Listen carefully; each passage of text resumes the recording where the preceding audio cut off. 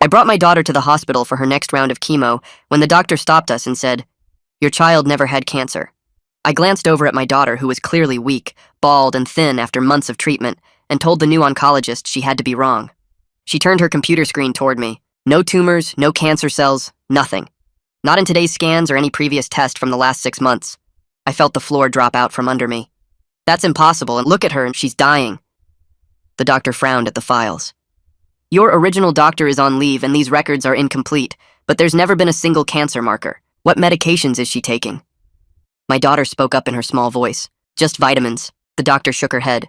Vitamins wouldn't cause this. Bring me everything she consumes. Food, drinks, supplements, everything.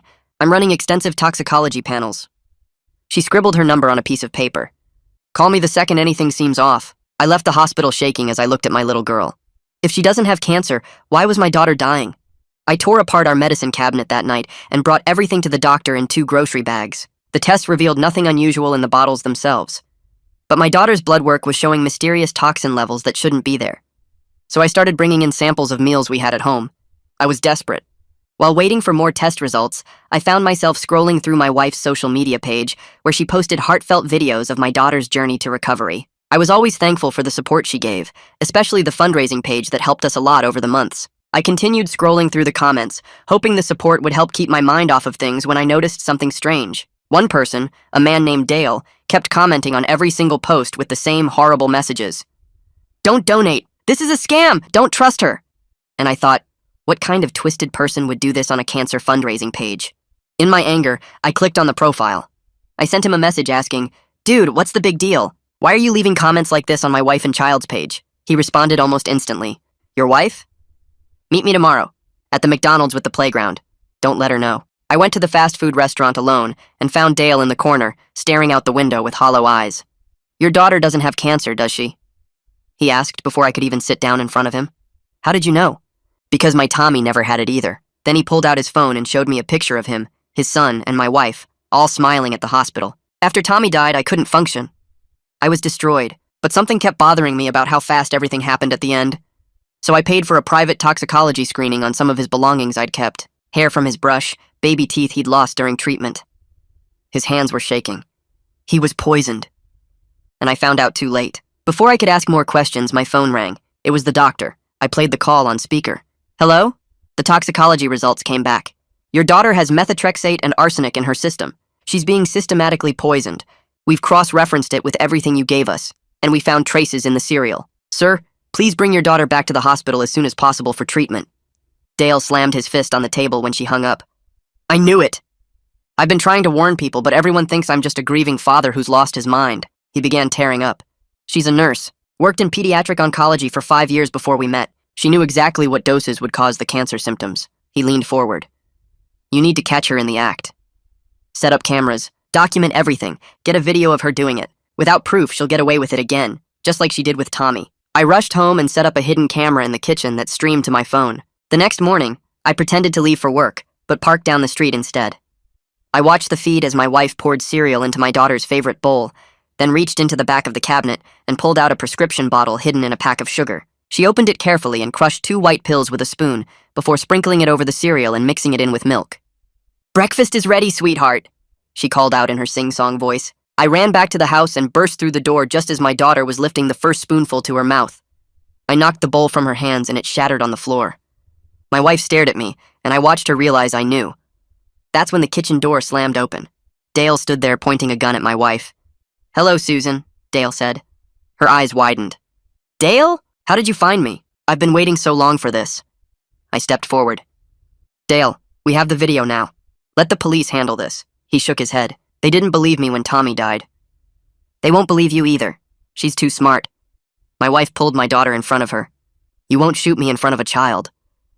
"Watch me," Dale said, and took the safety off the gun. I threw myself at Dale from the side just as his finger started squeezing the trigger. The gun went off with a crack that made my ears ring, and I felt the heat of it pass near my head. Susan screamed and yanked my daughter behind the kitchen island, while Dale and I hit the floor hard. We rolled across the broken cereal bowl and I grabbed his wrist, trying to force the gun away from everyone. He was stronger than he looked, and we both grunted as we struggled, knocking over a chair that crashed against the counter. My daughter was crying, so hard behind the island that I could hear her gasping for breath between sobs. I managed to pin Dale's gun hand against the floor, but he used his other arm to shove at my face. The gun was still in his grip, and I knew if he got it pointed at anyone again, someone would die. I yelled at my daughter to run to the neighbor's house right now, my voice coming out harsh and desperate. She peeked around the edge of the island, her face wet with tears and her whole body shaking. For one awful second, she just stared at me and Dale wrestling on the floor, and I thought she was too scared to move. Then she bolted for the back door, her small feet slapping against the tile. I heard the door bang open and her sneakers pounding across the wooden deck and then the grass. Dale tried to twist under me to look where she went, and I used that moment to slam his hand against the floor again. The gun skittered away toward the refrigerator, and we both lunged for it at the same time. That's when I heard the sirens, faint at first, but getting louder fast, that rising and falling wail that meant police were coming. Dale heard them too, and his eyes went wide. I realized my phone must still be in my pocket from when I called 911 earlier, and it had stayed connected this whole time. They heard everything, the gun going off, the screaming, all of it. Dale stopped fighting and just lay there, breathing hard, staring at the ceiling where the bullet had punched a hole through the drywall. I scrambled away from him and grabbed the gun off the floor, holding it carefully by the grip even though my hands were shaking, so bad I could barely keep my fingers steady. Susan was still behind the island, and I could hear her crying too, making these high-pitched sounds like an animal caught in a trap. The sirens got so loud they had to be right outside, and then they cut off suddenly. Car doors slammed and I heard boots running up the front walkway. The front door exploded inward, and police officers flooded into the house with their guns drawn, yelling commands so fast I couldn't process them all. I dropped Dale's gun immediately and put my hands up, shouting that I lived here and the gun wasn't mine. Dale already had his hands in the air and he wasn't moving at all, just kneeling on the floor with his head down. The officers kept yelling at both of us to get on the ground, and I did, pressing my face against the cold tile that still had milk and cereal stuck to it. My heart was hammering so hard I thought I might pass out, and I kept trying to tell them about my daughter, that she ran next door, that someone needed to check on her. An officer grabbed my arms and pulled them behind my back, but he was gentler than I expected. He helped me up to my knees while two other officers moved in on Dale with handcuffs. Another officer circled around the kitchen island toward Susan, his gun still pointed at her. I was shaking so badly I could barely stand even with the officer holding my arm. I kept asking if someone checked on my daughter next door, saying it over and over because I couldn't think about anything else. The officer holding me said something into his radio and then told me my daughter was okay. A female officer came through the back door a minute later and confirmed that my daughter was safe with the neighbors and a paramedic was checking her over right now. I felt my knees go weak with relief and the officer had to hold me up. Susan was handcuffed now and she was crying and talking fast, saying this was all a big misunderstanding. She kept saying Dale was crazy and broke into our house, that she didn't do anything wrong. Her voice had that same sweet tone she used when talking to our daughter, and it made me feel sick. The officers weren't listening to her explanations, and they moved her toward the front door still talking. More police kept arriving, and the house filled with people in uniforms, some taking pictures of the bullet hole in the ceiling and the broken bowl on the floor. Within 15 minutes, a detective showed up and took control of everything. He was calm and moved with this careful way, like he had all the time in the world, even though the house was full of chaos. Someone told me his name was Detective Dexter Townsend, and he asked me to show him the video evidence on my phone. Crime scene techs were photographing everything, and putting little yellow markers next to the gun and the cereal box. I pulled out my phone and my hands were still shaking so bad I almost dropped it twice trying to unlock it. I found the video file and played it for Dexter, holding the phone between us. He watched Susan pour the cereal, reach into the cabinet, pull out the hidden prescription bottle, crush the pills, sprinkle them over the cereal, and mix it all in with milk. His jaw got tight as he watched, and when it finished, he asked me to play it again. The second time through, he leaned in closer, and I could see his eyes tracking every movement Susan made. When it ended, he had a tech come over immediately and download the video file. They bagged my phone as evidence and gave me a receipt for it. Dexter walked me into the living room while they took Susan out to a squad car. I could see her through the front window, still crying and talking to the officers, even though they weren't responding. Dexter sat down across from me and asked me to tell him everything from the beginning. I started with the hospital appointment where the new doctor told me my daughter never had cancer. The words came out in a rush and I kept jumping around in the timeline, but Dexter just nodded and took notes and asked questions that helped me organize my thoughts. I told him about finding Dale's comments on Susan's social media, meeting him at McDonald's, learning about Tommy, the doctor calling with the toxicology results, setting up the hidden camera. Dexter wrote it all down and recorded the whole thing on a small device he set on the coffee table between us. When I got to the part about this morning and watching the video feed of Susan poisoning the cereal, his pen stopped moving, and he just looked at me for a long moment. I finished by describing how I ran back into the house and knocked the bowl away just before my daughter could eat it, and then Dale burst in with the gun. Dexter asked specific questions about Susan's nursing background and whether she had access to medications at work. I told him everything I knew, which wasn't much because she didn't talk about work very often. Through the window, I watched them put Dale in a different police car, and he wasn't fighting or resisting at all. Dexter saw me looking and told me Dale was arrested, but it was protective custody for now since he brought a gun and made threats. He said Dale would probably face charges for the weapon, but they understood why he did it. I watched Dale sit in the back of the car with his head down and his shoulders slumped. Dexter said Dale wasn't resisting and actually looked relieved as they led him away, like he had been carrying something heavy for way too long and finally got to put it down. An officer finally tells me I can go next door to check on my daughter, and I practically run out the front door and across the lawn. Mrs. Chen answers before I can even knock, and my daughter appears behind her and rushes into my arms, sobbing. I drop to my knees and hold her tight while she cries into my shoulder and her whole body shakes against me. Mrs. Chen is an older woman who lives alone, and she looks pretty shaken up herself with her hands trembling as she asks if we're all okay. I tell her yes and thank her for taking care of my daughter, and she just nods and says she's glad to help. My daughter won't let go of me and keeps asking what happened and where Mommy went, and I tell her everything is going to be okay now. The paramedic who checked her earlier comes over and asks if he can look at her again, and I nod while still holding her hand. He checks her pulse and looks at her eyes and listens to her breathing with his stethoscope. He tells me her vital signs are stable, but he really thinks we should go straight to the hospital for observation given what she's been through. I agree immediately without even thinking about it and scoop my daughter up even though she's getting too big to carry anymore. She buries her face in my neck and wraps her arms around me, and I can feel her tears soaking through my shirt collar. Mrs. Chen walks us to my car and helps me get my daughter buckled into the back seat and tells me to call her if we need anything at all. I drive to the hospital emergency room with my daughter asking questions the whole way about why we have to go back and if she's going to get more shots. I try to keep my voice calm and tell her the doctors just want to make sure she's feeling better and that they're going to help her. When we get to the emergency room, Dr. Sanford is already waiting for us at the entrance like he knew we were coming. He leads us straight back to a private room and immediately starts getting an IV ready while a nurse brings in bags of clear fluids. He explains they need to flush the toxins out of her system and start medications to fight the methotrexate and arsenic damage as quickly as possible. My daughter starts crying when she sees the needles and IV equipment and tries to hide behind me. She's terrified of all the needles and monitors after months of thinking she had cancer and going through so many tests.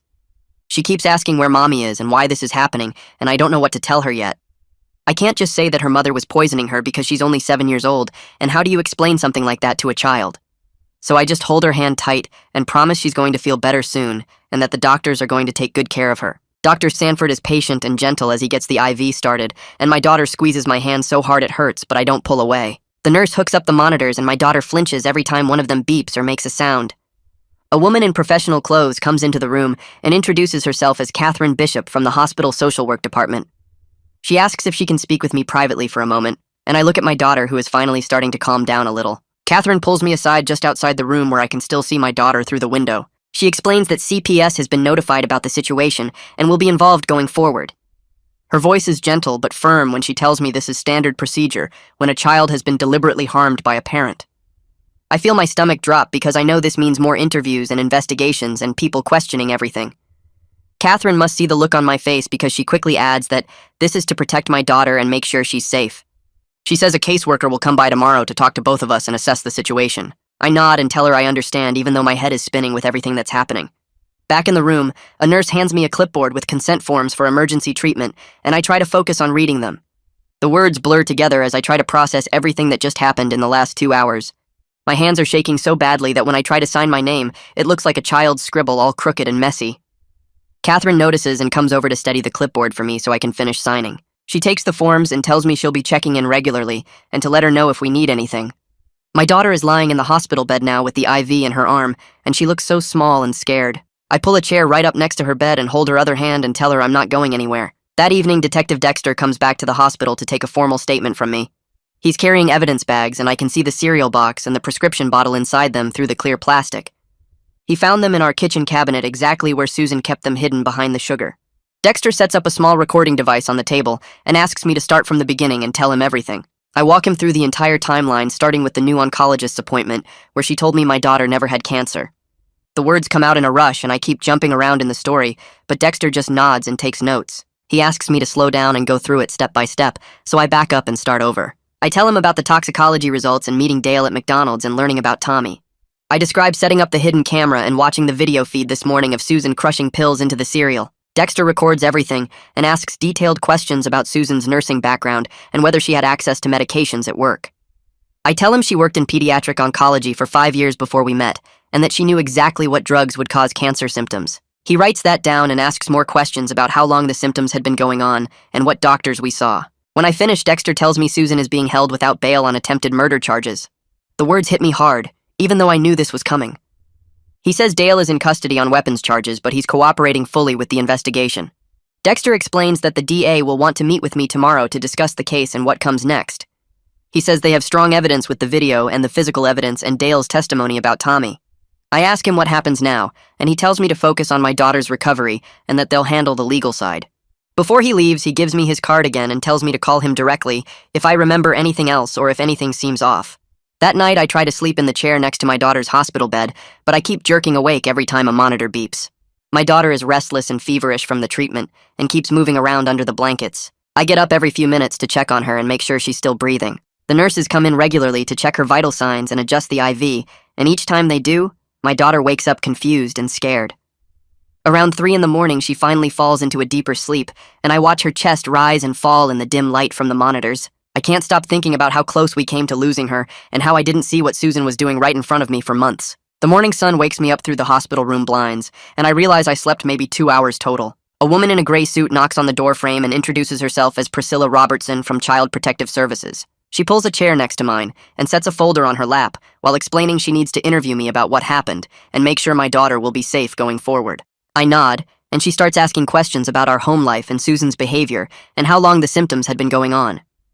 I answer everything as honestly as I can and pull up the video on my phone showing Susan crushing pills into the cereal. Priscilla watches it twice and takes notes in her folder. She tells me she'll need to interview my daughter separately when she's feeling better, and my stomach twists into knots at the thought of strangers questioning her about this. Priscilla must see my face because she assures me a child psychologist will be present and they'll be gentle. She closes her folder and says she'll be back tomorrow to check on us before leaving the room. Around noon, a hospital worker brings me to a small conference room where Assistant District Attorney Celia Sharma is waiting with files spread across the table.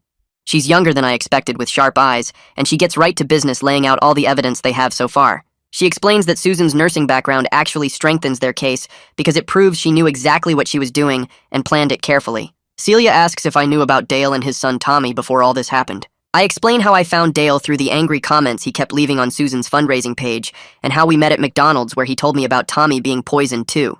Celia writes this down and says Dale's case will help establish a pattern that makes Susan's actions even worse in the eyes of the law. She tells me the trial won't happen for several months, but they have enough evidence to keep Susan locked up without bail. After the meeting, I go back to my daughter's room where Dr. Sanford is checking her monitors. He tells me the treatment is working and her toxin levels are dropping, but she'll need to stay in the hospital for at least a week, maybe longer. Her liver and kidney functions took a beating from months of poison, and they need to watch her closely to make sure there's no permanent damage. I thank him, and he pats my shoulder before leaving. I step into the hallway to call my boss and explain I won't be coming back to work for a while. He's understanding and tells me to take all the time I need, but I can hear the concern in his voice about how long I'll be gone.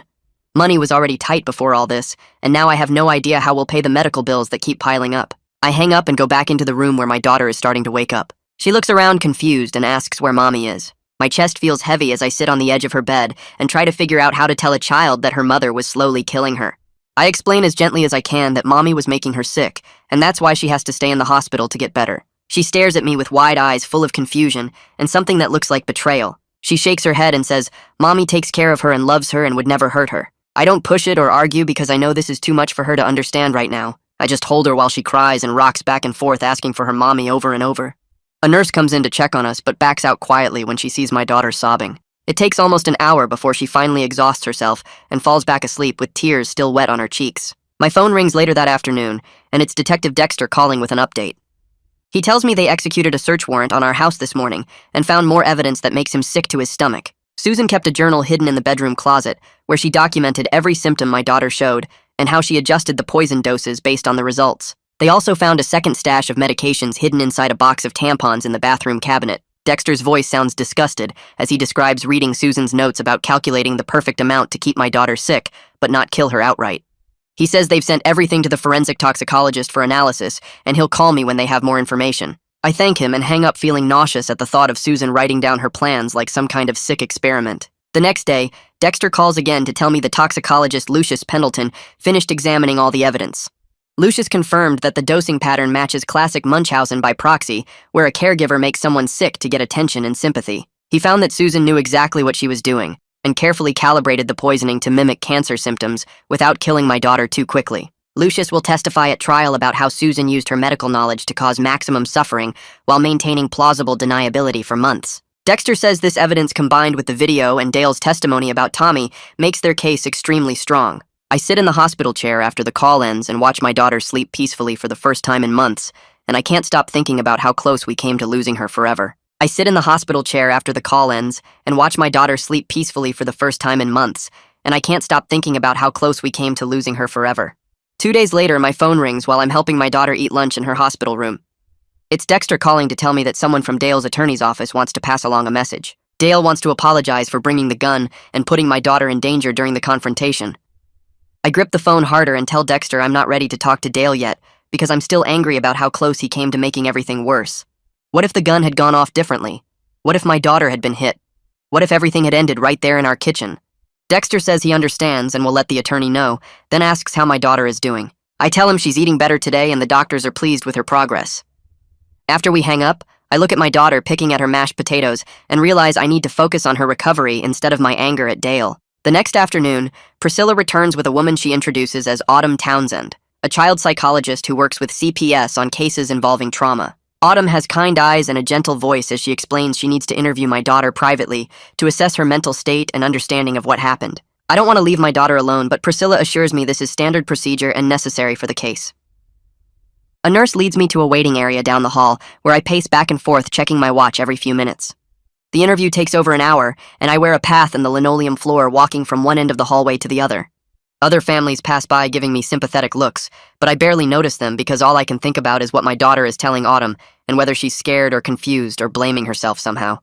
Finally, the door opens and Autumn emerges looking serious and tired. She asks if we can speak privately and leads me to a small consultation room with a table and 2 chairs. Autumn sits across from me and folds her hands on the table before explaining that my daughter is showing signs of trauma bonding with Susan. She says children who are abused by their primary caregiver often struggle to understand that the person who hurt them is the same person they love and depend on. My daughter will need extensive therapy to process what happened and rebuild her sense of safety in the world.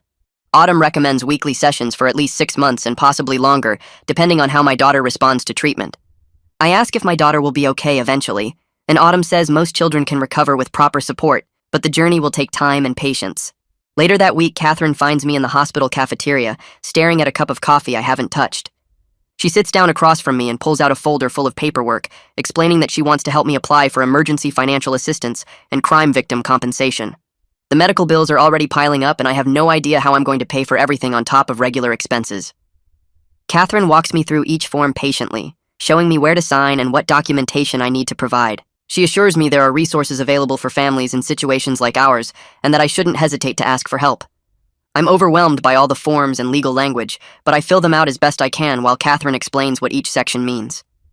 She says the hospital has a financial assistance program that can help cover some of the costs, and the Victim Compensation Fund should provide additional support once the criminal case is resolved.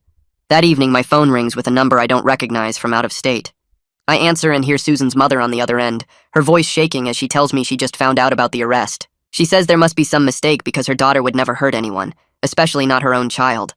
I feel my jaw clench as I tell her about the video evidence showing Susan poisoning the cereal and the toxicology reports confirming months of systematic poisoning. Susan's mother starts making excuses, saying maybe Susan was confused or didn't understand what she was doing. Maybe the medications got mixed up somehow. I can't listen to any more of her denial, and I tell her the facts are clear before hanging up. My hands are shaking with anger because I can't handle hearing someone defend Susan when my daughter almost died because of her actions. 3 weeks later, Celia calls with news from the grand jury proceedings. She sounds pleased as she tells me they indicted Susan on multiple counts, including attempted murder, child abuse, and fraud related to the fundraising page. The trial is set for 4 months out, which gives us time to prepare all the evidence and witness testimony. Celia explains that the delay also allows my daughter more time to heal before we have to put her through the stress of trial proceedings. Part of me wants this over with immediately, but another part is relieved we have time to build the strongest possible case. Celia assures me the evidence is solid, and she's confident about getting a conviction, but the waiting feels unbearable when I just want Susan held accountable for what she did. Over the next week, my daughter's condition slowly improves in ways that seem almost miraculous after months of decline. Her color returns to her cheeks, and her appetite comes back stronger each day. She asks for seconds at meals and actually finishes her plates instead of pushing food around. Dr. Sanford examines her during morning rounds and tells me he's cautiously optimistic about her progress. He warns that she'll need regular monitoring for possible long-term effects on her liver and kidneys from the prolonged poisoning. The damage might not show up for years and we'll need to stay vigilant about her health going forward. But seeing her sit up in bed coloring and actually smiling makes me feel hopeful for the first time since this nightmare began. A few days later, Dexter stops by the hospital with an envelope he says is from Dale. I take it reluctantly and wait until Dexter leaves before opening it. Inside is a handwritten letter where Dale apologizes for his actions and explains his grief over Tommy. He writes that he should have gone to police with his suspicions years ago, instead of just posting warnings online that no one believed. He says he got desperate and angry watching Susan get away with killing his son, and he couldn't let it happen again. The letter is raw and painful to read because I can feel his anguish in every word. Dale admits bringing the gun was wrong, and he's grateful no one got hurt because of his actions. He says he hopes my daughter recovers fully, and that I can forgive him someday for putting her in danger. I sit with the letter for 2 days before finally writing back. I tell Dale I'm not ready to forgive him for bringing the gun into my house and threatening violence in front of my daughter. But I acknowledge that he tried to warn people when no one else would listen, and his warnings ultimately helped me see the truth before it was too late. I write about my daughter's progress and how she's gaining weight and strength back each day. I thank him for helping me understand what Susan was doing, even though his methods were dangerous and wrong. I don't know if we'll ever be friends, but I recognize that he suffered a terrible loss and tried to prevent the same thing from happening to my family. I give the letter to Dexter to deliver and hope it brings Dale some small measure of peace. The following week, Priscilla completes her assessment and schedules a meeting to discuss her recommendations. She sits across from me in a conference room at the hospital and reviews her findings. Priscilla says she's recommending that I retain full custody with supervised visitation requirements if Susan is ever released from prison. She explains that I've demonstrated my ability to protect my daughter and respond appropriately to the crisis. Priscilla is confident in my parenting, but wants regular check-ins over the next year to monitor our situation and make sure my daughter continues to receive proper care and therapy. She'll file her report with the court, and it will become part of the custody proceedings that will happen alongside the criminal trial. I feel relief wash over me knowing that Priscilla supports keeping my daughter with me, because losing custody on top of everything else would destroy what's left of our family. The hospital started discharge planning 3 days later, after my daughter's test results showed enough improvement. Catherine met with me in a small conference room and spread out a stack of paperwork across the table. She explained that my daughter would need home health visits twice a week for the first month to monitor her recovery. I signed form after form while Catherine made phone calls to set up appointments with specialists. She scheduled follow-ups with a kidney doctor, a liver specialist, and a nutritionist who would help rebuild my daughter's strength. The appointments filled up the next 2 months on a calendar Catherine printed out for me. She highlighted each one in different colors and explained what tests would happen at each visit. I felt overwhelmed looking at all those colored boxes, but nodded and took notes on everything she said. Catherine also gave me emergency numbers and told me to call immediately if my daughter showed any signs of getting worse. Before we could leave the hospital, Autumn stopped by the room with a folder full of papers. She sat down on the edge of my daughter's bed and talked to me about what came next. Autumn explained that my daughter would need ongoing therapy to process what happened and that trauma shows up in different ways for kids. She gave me a list of warning signs to watch for, like nightmares, changes in eating, being scared of certain places or people, and acting younger than her age. Autumn recommended weekly therapy sessions and said my daughter should see someone who works specifically with kids who went through medical trauma. She also suggested I get counseling for myself because watching your child almost die leaves marks too. I promised I would look into it, but honestly, I was just focused on getting my daughter home and keeping her safe. Catherine came back with discharge instructions and helped us pack up the few things we had in the room. My daughter was quiet as we walked out to the car, holding tight to my hand.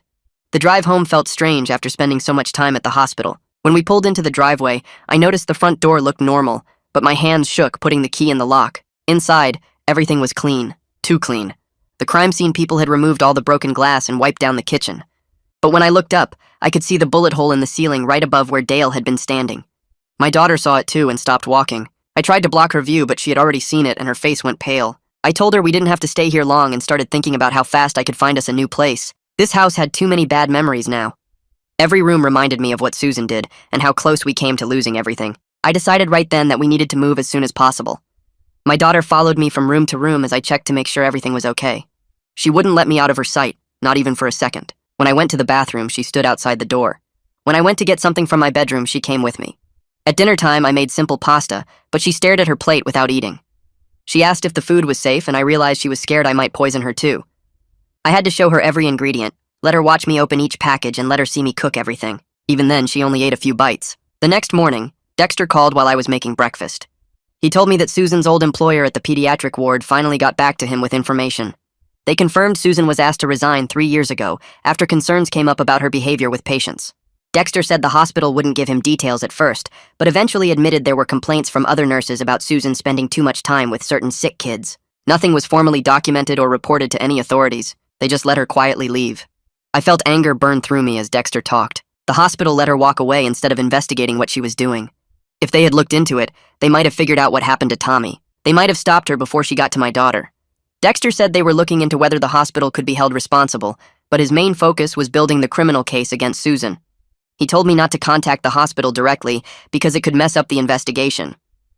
A week later, Celia called and asked me to come to her office to prepare for trial. I left my daughter with Mrs. Chen next door and drove downtown. Celia's office was small and packed with file boxes. She cleared off a chair for me and explained that I would need to testify about everything I witnessed and discovered. We spent 3 hours going over my testimony. Celia asked me questions and I practiced answering them. She coached me on how to stay calm and stick to the facts when I was on the witness stand.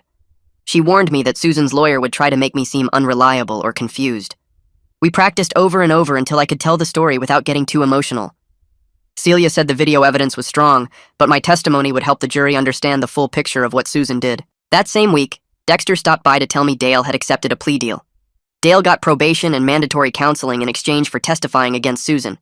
Dexter said Dale was sorry about bringing the gun and had been helping them build the case. Dale gave them details about Tommy's case that showed a clear pattern in how Susan operated. The information Dale provided made the evidence against Susan even stronger. I still felt conflicted about Dale, but I understood he was trying to make things right. 2 weeks after coming home from the hospital, my daughter had her first therapy appointment with Autumn. I drove her to the office and sat in the waiting room feeling nervous. The session lasted almost an hour, and I kept checking my watch. When the door finally opened, my daughter came out looking tired but okay. Autumn walked her to me and gave me a small nod that seemed encouraging. She scheduled another appointment for the following week. On the drive home, my daughter was quiet, but she held my hand. Meanwhile, medical bills started arriving in the mail. Thick envelopes came every few days with charges for emergency treatment, hospital stays, tests, and medications. I used up all my sick leave and vacation time from work. The fundraising money Susan collected was frozen as evidence, so I couldn't access it to pay anything. I had to apply for public assistance just to keep us going. I filled out forms for food stamps and medical payment plans. The financial stress added to everything else we were dealing with. I lay awake at night doing math in my head, trying to figure out how we would make it through the next few months. Weeks later, Celia called to tell me the trial date was set for 2 months out, and I needed to be ready. The next few weeks passed in a blur of preparation and anxiety. I took my daughter to therapy twice a week and watched her slowly start to trust again. She asked questions about the trial, and I tried to explain it in ways she could understand without scaring her more. The day the trial started, I dropped her off at Mrs. Chen's house and drove to the courthouse with my hands shaking on the wheel. The courtroom was smaller than I expected and filled with people I didn't know. I sat behind Celia at the prosecutor's table and tried to breathe normally. The jury selection took 2 days, and then the trial actually began. Celia presented the video evidence first, and the courtroom went silent as everyone watched Susan crush those pills and mix them into the cereal. Several jurors looked sick. Then came the medical testimony about the poisoning and what it did to my daughter's body. Dr. Sanford explained the organ damage and the months of unnecessary suffering. I had to leave the courtroom twice because I couldn't handle hearing the details again. On the 3rd day, Dale took the stand. He wore a suit that looked too big on him, and his hands trembled as he was sworn in. Celia asked him about Tommy, and Dale's voice cracked as he described his son's final days. He talked about the hair loss and weakness, and how Tommy had begged him to make the pain stop. The jury looked horrified. Dale explained how he discovered the poisoning too late, and how he tried to warn people about Susan, but nobody believed him. Then Lucius took the stand and walked the jury through the toxicology evidence. He used charts and diagrams to show how Susan used her medical knowledge to cause maximum suffering while keeping everything looking like cancer symptoms. He explained that the dosing pattern showed careful planning and that Susan knew exactly what she was doing. The jury members were taking notes and several looked angry. On the 4th day, Susan took the stand against Fletcher's advice. I could see him trying to stop her, but she insisted. She wore a simple dress and kept her voice soft as she testified. She claimed she only wanted to help her daughter and things got out of control. She said she didn't mean for it to go so far. But her testimony came across cold and calculated. She showed no real emotion and kept making excuses. I watched the jury and could see they weren't buying it. One woman in the front row was shaking her head. When Celia cross-examined Susan, she tore apart every excuse. Susan got defensive and her mask slipped. By the end, everyone could see through her act. The jury got the case after closing arguments, and I went home to wait. 6 hours later, Celia called and told me to get back to the courthouse.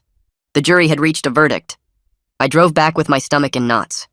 We all stood as the jury filed back in. The forewoman handed the verdict forms to the judge. He read each count out loud. Guilty on attempted murder. Guilty on child abuse. Guilty on fraud. Guilty on all counts. Susan showed no emotion at all as the verdicts were read. She just sat there staring straight ahead like none of it mattered. But I felt something lift from my chest. She would be held accountable. Fletcher asked for bail pending sentencing, but the judge denied it. Susan was led away in handcuffs, and I finally let myself breathe. 3 weeks later, we were back for sentencing. Celia had me prepare a victim impact statement. I stood at the podium and read from my notes about how the poisoning affected my daughter's physical and mental health. I described the hospital stays and the fear and the nightmares she still has. I talked about how she flinches when I hand her food and asks if it's safe to eat. My voice shook, but I got through it. The judge listened carefully and took notes. Then he announced the sentence. 25 years in prison with mandatory mental health treatment. Permanent loss of nursing license. No contact with my daughter ever. Susan still showed no reaction. She was led away, and I knew it was finally over. After the sentencing, I picked up my daughter from Mrs. Chen's and we drove to the park. We sat on the swings together and she asked if we were safe now. I promised her we were. I told her Mommy couldn't hurt her anymore and I would always protect her. She held my hand and we swung together in silence. 6 months after the poisoning stopped, my daughter's hair started growing back in soft curls. She gained weight and her color returned. The doctor said her organs were healing well. She still had nightmares sometimes and needed routines that made her feel secure. But Autumn said she was making remarkable progress. She was learning to be a kid again. I got promoted at work with a raise that helped us get back on our feet. My boss had been incredibly supportive through everything. The crime victim compensation covered most of the medical bills. We were building a new normal that felt genuinely hopeful. My daughter and I created new traditions in our apartment. Friday movie nights where she picked the film. Sunday morning pancakes where she helped me cook. Bedtime stories where she was always the hero who saved the day. She was learning to trust again. Watching her laugh and play like a normal kid filled me with gratitude that we caught this in time and she had her whole life ahead of her.